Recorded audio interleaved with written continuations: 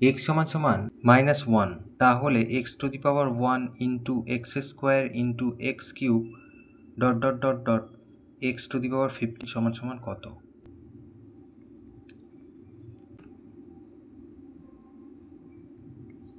তাহলে অঙ্কটা হচ্ছে এইটা।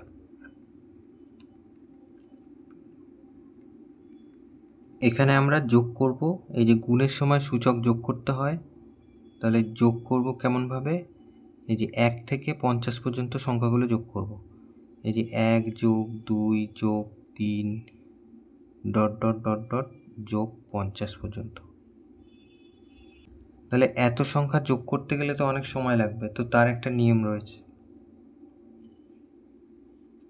কি করব? টোটাল 50 পর্যন্ত, তাহলে 50কে আমরা 2 দিয়ে ভাগ করব, আর তার সাথে গুণ করব মোট 50টা, তার সাথে 1 যোগ করে। তাহলে এইটা যদি আমরা করি তাহলে 1 থেকে 50 পর্যন্ত সংখ্যা যোগ করা হয়ে যাবে। তাহলে এক্স, এটা মানে 25, আর এটা মানে হচ্ছে 51।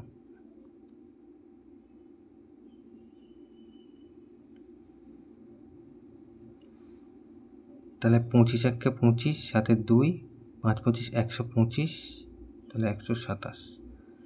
তাহলে এক্স টু দি পাওয়ার 1275। তাহলে এটা একটা বিজোড় সংখ্যা দেখছি, তাহলে এটা হচ্ছে এক্স টু দি পাওয়ার এইটা। তাহলে এবার এক্স এর মান বসাবো। এক্স এর মান হচ্ছে -1, এই যে -1।